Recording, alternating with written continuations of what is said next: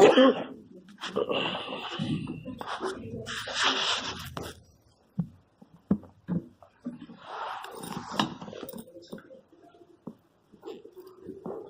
tema que vamos a tocar ahora es de artritis infecciosa.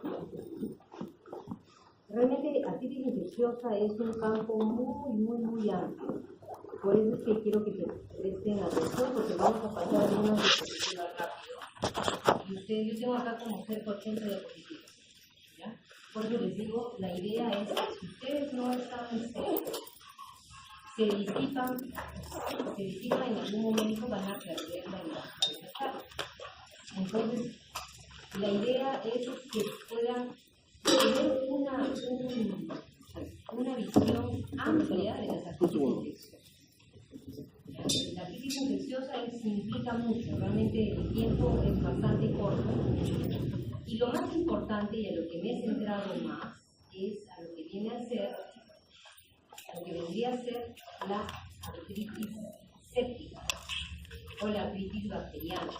Como definición, la artritis bacteriana es una condición que está considerada como una de las pocas emergencias de la vida.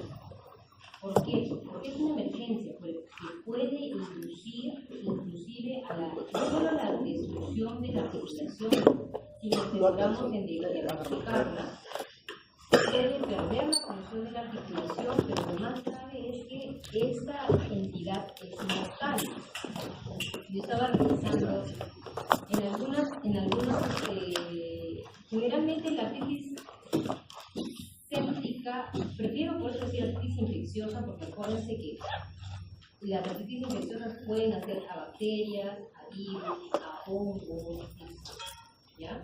Entonces, pero cuando hablamos de artritis séptica, algunos pueden inclusive decir aséptica a todas las que son a todas las medicinas la frecuencia también de la presentación compromiso para bacterias, entonces generalmente la artritis séptica o algunos consideran como bacteriana.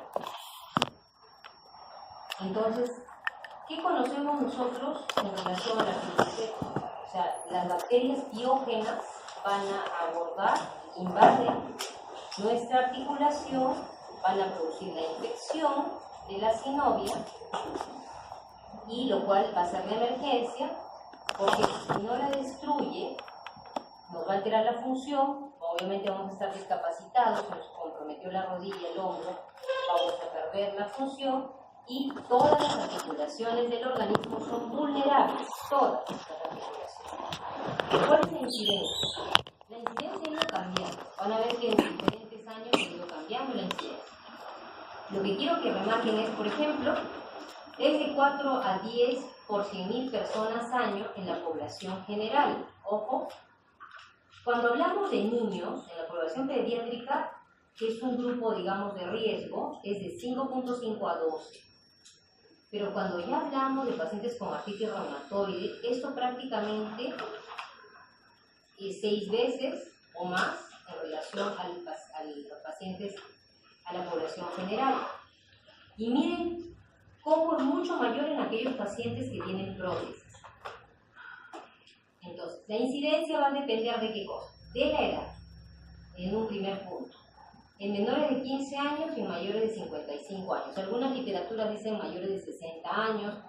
Obviamente cuando avanza la edad y nuestro cuerpo también va a entrar a la inmunosenescencia, se llama, entonces vamos a ser tan frágiles como los más pequeños, que su sistema inmune es un sistema inmune inmaduro, como los mayores.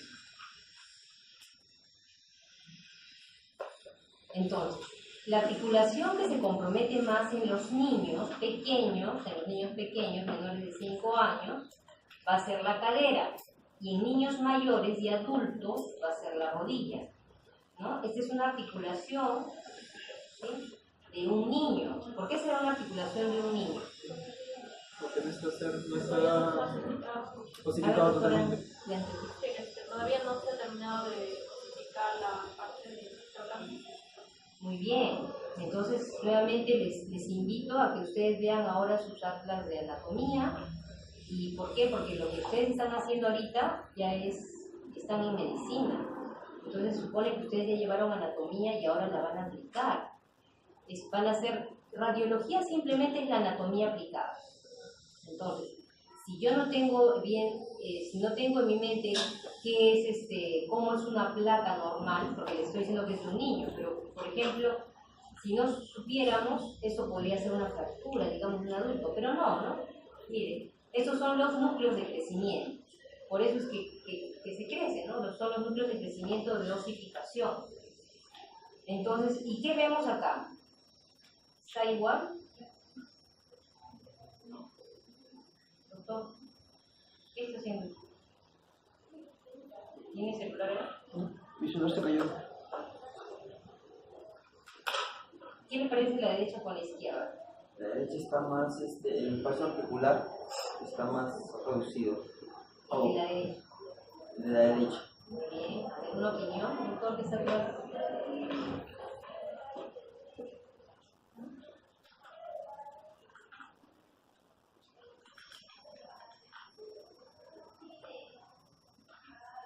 A ver, Disminuye la poca mineralización de la derecha. Hay un aumento del paso articular, pero de la mire, izquierda. ya, primero, lo primero que tiene que ver, como les enseñaron, es que primero simetría, ¿no? ¿Es simétrico o es asimétrico? Asimétrico, ¿cierto? Vean, es simétrico. Inclusive esto está rotado. Y además hay un incremento, ese es el espacio articular, ¿no? Este es el núcleo de explicación, ese es el espacio articular. Miren cómo ya está alterado, ¿no? Prácticamente está comprometiéndose y hay un incremento inclusive de la densidad. Entonces, ¿por qué es importante? Y vuelvo a repetir, es una emergencia en reumatología, porque este es un niño. Si nosotros no tenemos sospecha, y mucho más grave que en los niños, aquellos que van a ser pediatras, si no sospechamos, ¿no?, que esto puede ser algo infeccioso, este niño obviamente va a estar discapacitado toda su vida, ¿sí? Toda su vida. O se va a morir.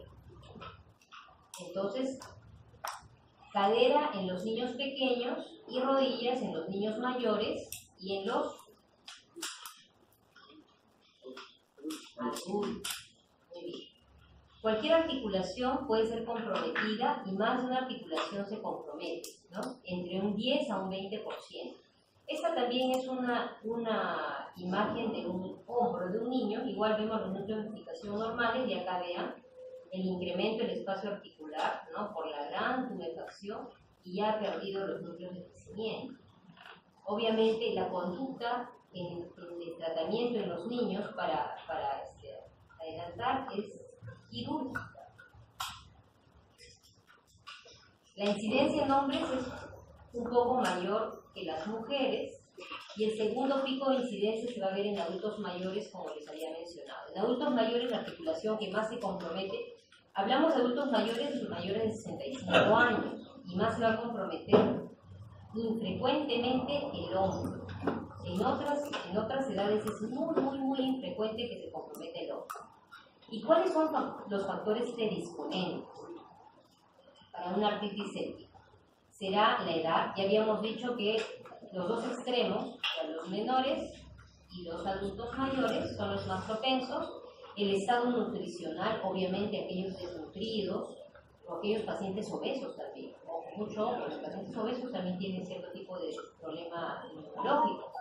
Las enfermedades asociadas, como que, por ejemplo, artritis reumatoide, hepatopatías crónicas, insuficiencia renal crónica, inmunosupresores, por ejemplo, están en reumatología y están viendo que usamos muchos corticoides, ¿sí? Mucho terapia biológica.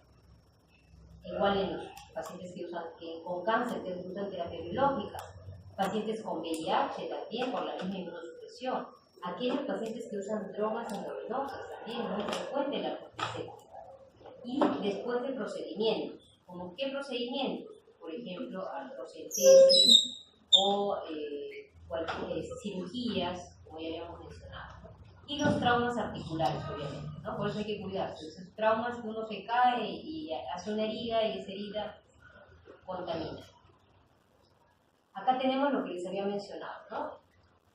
Los factores de riesgo cuando uno tiene un compromiso sistémico, las enfermedades como artritis, diabetes, psoriasis, hepatopatías, alcoholismo, insuficiencia renal, neoplasias, drogadictos.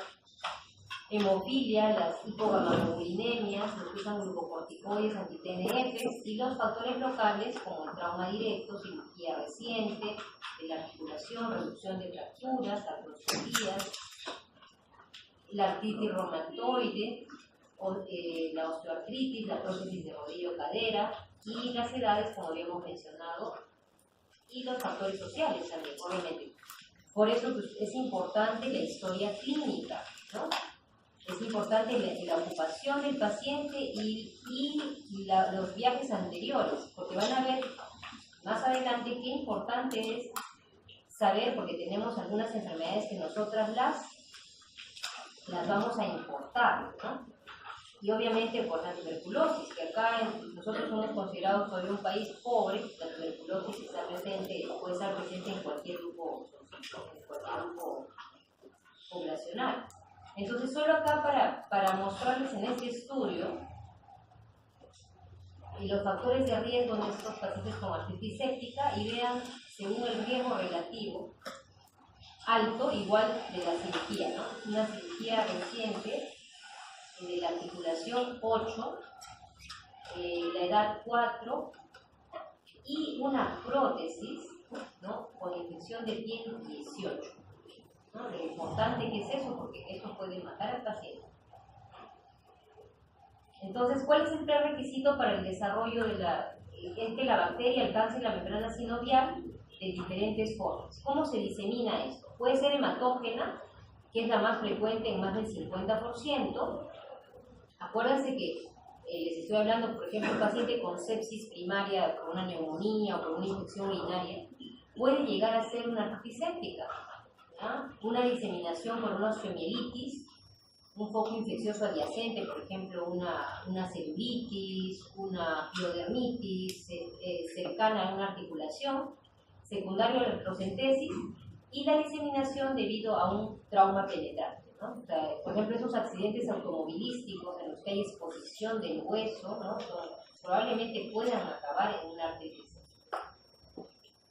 Lo mismo que les había mencionado, hematógena, adyacente, osteomielitis, celulitis, abscesos, directa, punción, fractura, herida, artrocentesis, ¿no? Y también por la colonización bacteriana por gram negativo. Acá vamos a ver la microbiología. Virtualmente se ha reportado, como les había mencionado, que todo microorganismo bacteriano, pero en general para hablar del gran tema de la artritis infecciosa, cualquier microorganismo va a ser causante de infección, ¿no? Si llega a la articulación. Y estos generalmente son dependientes de los factores del huésped. Tenemos los gram positivos y el más frecuente a la cabeza va a ser el Staphylococcus aureus, seguido por el Streptococcus pyogenes, que se ve también en inmunodeprimidos, el Pneumoniae y el Congreso negativo. Los gram negativos se presentan en menos frecuencia, casi un 10 a un 20%, de los cuales están el Haemophilus, el E. coli, Proteus, Pseudomonas, Klebsiella y la Neisseria, ¿no? Tanto gonorrea como meningitis. Y otros, el otro grupo que está la tuberculosis, la borrelia, los hongos, y es otra parte que vamos a ver más adelante. Entonces, los bacilos gram negativos dan cuenta del 10 al 20% de los casos. Eso, por ejemplo, gram negativos vamos a sospechar principalmente cuando los pacientes tienen historia de abuso de drogas endovenosas. Son pacientes que son de edades extremas, con inmunosupresión. Ellos presentan la más frecuencia de infecciones por gram negativos.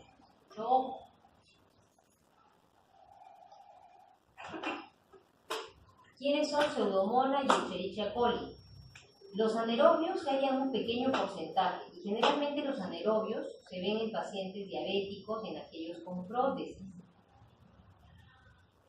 Habíamos mencionado que de un 10 hasta un 20% de las artritis sépticas son, 10% de los pacientes pueden tener más de un germen, o sea que puede ser una artritis polimicrobiana, o sea no solo por un germen, ¿no? Puede ser. Es infrecuente, pero sí. Generalmente esto lo vamos a sospechar en pacientes que tengan mayor inmunosupresión. El Haemophilus El estafilococo aureus y el estafilococo del grupo B se ve con mucha frecuencia en niños menores de 2 años, ¿no? Cuando se vacunó contra el Haemophilus, eso ha ido cambiando y hemos encontrado otra bacteria como la Klebsiella kingae que ha tomado el lugar del Haemophilus en niños mayores de 2 años, predominando los gram positivos. Esto, por ejemplo, es un estudio de más de 2.400 pacientes con artritis séptica y solo para que vean que siempre a la cabeza, con casi un 50% es el estafilococo aureus, ¿no? De ahí los que habíamos mencionado en menos porcentaje. Y miren que acá mucho menos porcentaje que los hongos, y en este caso polimicrobianas, como habíamos mencionado, cerca del 10%, 1.4 en este estudio. ¿Cuál es el cuadro clínico? Entonces, hicimos una buena historia y el paciente, es fácil sospecharlo, porque el paciente generalmente siempre va a tener fiebre, el dolor articular intenso, con calor, rubor y limitación funcional, ¿no? Que eso viene a ser igual a artritis. Si hace fiebre, estaremos sospechando que es una artritis séptica. Desafortunadamente, el diagnóstico clínico y del laboratorio a veces es impreciso. Acordémonos que en algunos casos el dolor articular y la clínica en general va a estar disminuida cuando hablemos de un inmunosuprimido, tal aquellos como los pacientes con artritis reumatoide, con diabetes o aquellos que se han tratamiento con corticoides.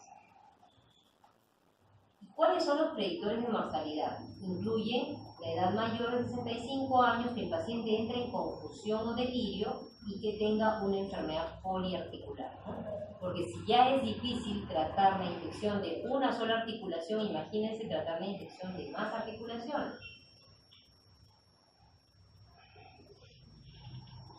Predictores de daño articular, lo mismo, y la infección del estreptococo beta hemolítico también. Ya habíamos mencionado que la articulación más afectada es la rodilla en el 45%, seguida de la cadera, el tobillo, el codo, la muñeca y los hombros, ¿no? Que es en un 5%.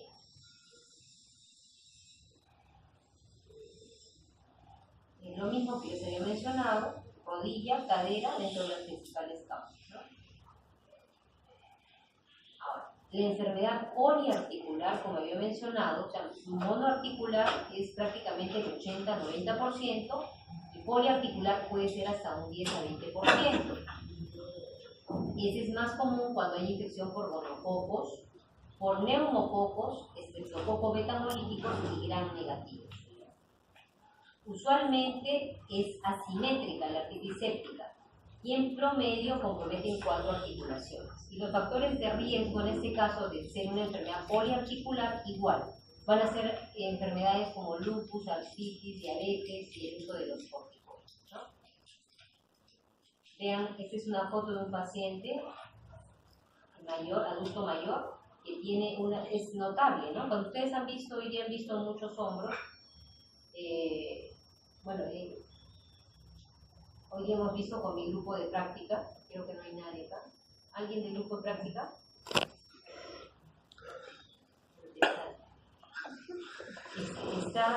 Hoy día vimos muchos hombros y por ejemplo, tenemos una calefacción, ¿no?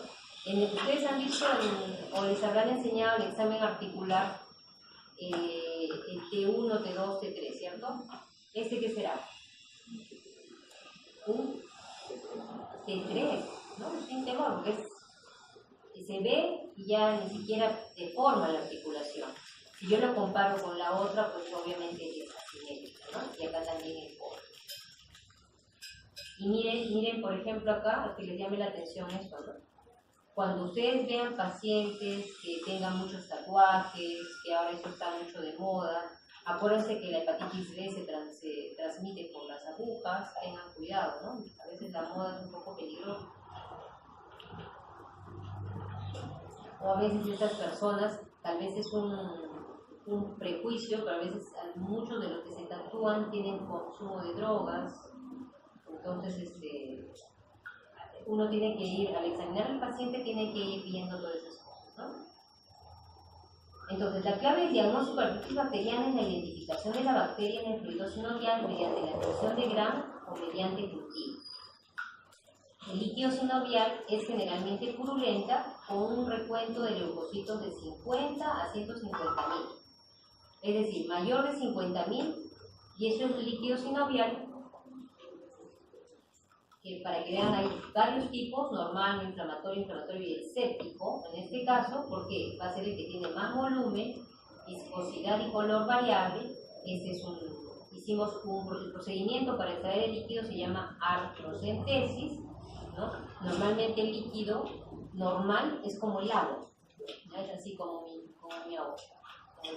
Entonces yo pongo el periódico, un diario, y detrás de la botella yo puedo leerlo, porque es totalmente claro, transparente. En cambio acá es opaco, no voy a poder hacerlo.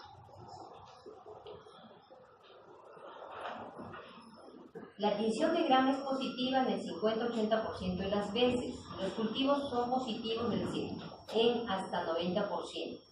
Los hemocultivos también nos ayudan, son positivos en más o menos 50% de pacientes con artritis no gonocócica, ¿no? O sea, sí es importante dentro de nuestro plan de solicitud será también el hemocultivo, ¿no? Entonces vean, el rendimiento de los cultivos va a ser diferente de acuerdo a los tipos de infecciones, ¿no? Para los hongos el cultivo es el 90%, micobacterias entre el 80 y 90%, la gonocócica 50% y la no gonocócica más alta en el 90%. Y obviamente el gonococo en hemocultivo es bajo, pero sí para las no gonocócicas sí es importante solicitar ese examen, ¿no? Ahora, ¿cuándo vamos a cultivar para gérmenes no comunes? Cuando tengamos historia de exposición, por ejemplo, a BK, de trauma o mordedura de algunos animales, o aquellos que vengan de área endémica. Acuérdense de eso porque voy a hablar después al final de ese aspecto. O que hayan viajado a áreas endémicas, o la enfermedad de Lyme, o los hongos, ¿no?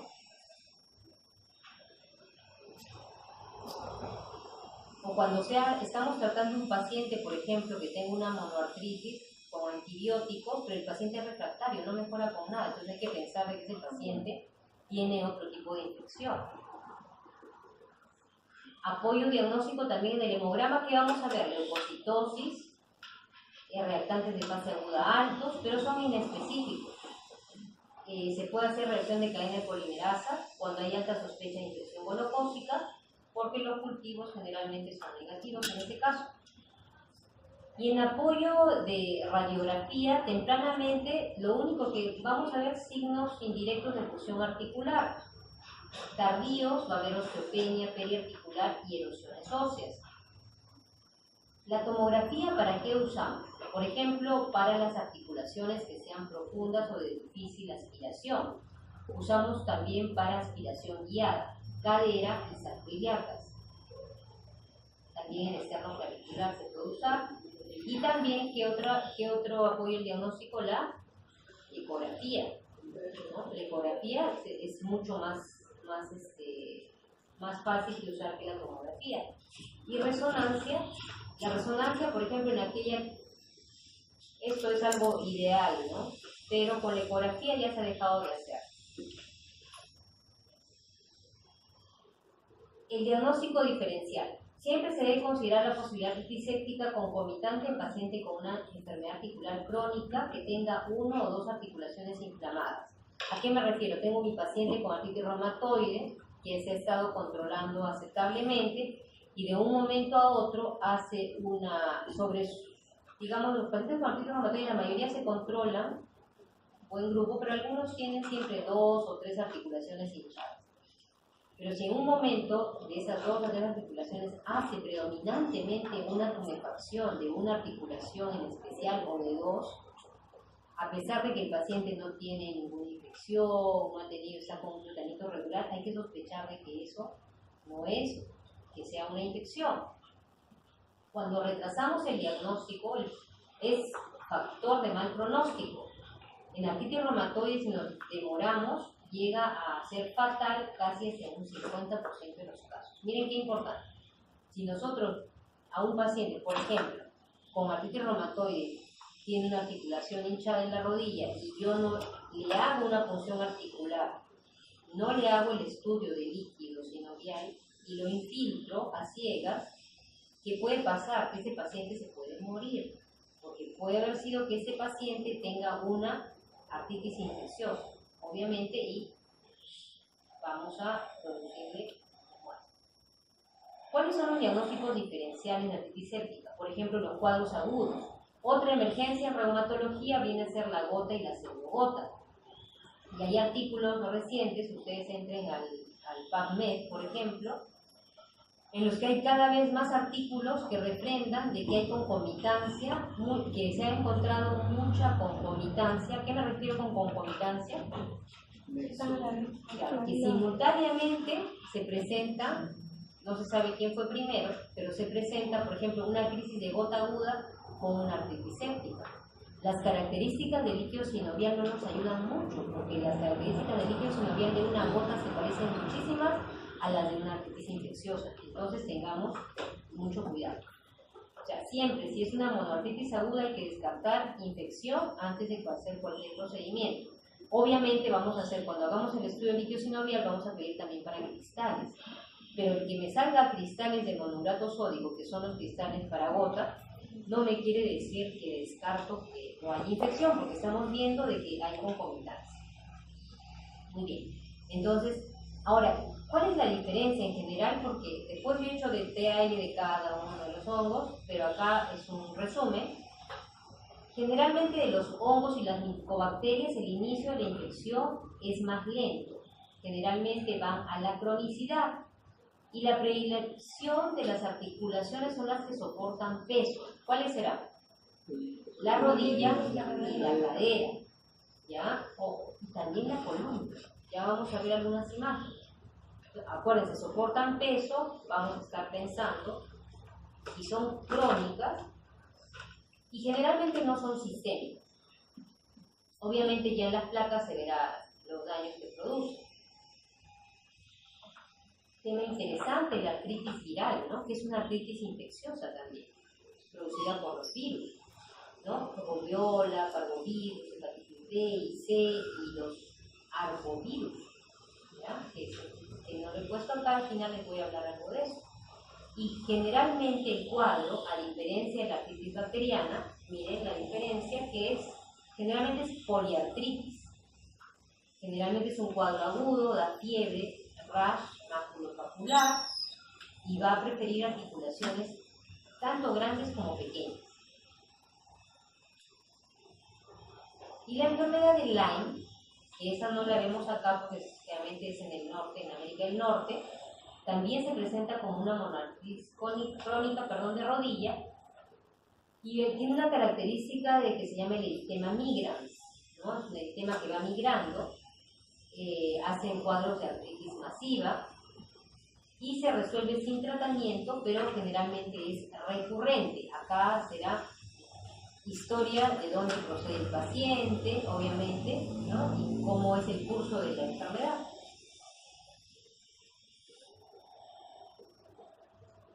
Entonces, ¿cómo vamos a hacer el flujograma de intervención con el paciente? Por ejemplo, todo va a ir a una aspiración, ¿no? A una artrocentesis. De un paciente que tenga fiebre, compromiso sistémico, una infección, por ejemplo, estábamos hablando de un paciente que tiene una infección urinaria, una neumonía. Despierta a tu compañera que está ahí, que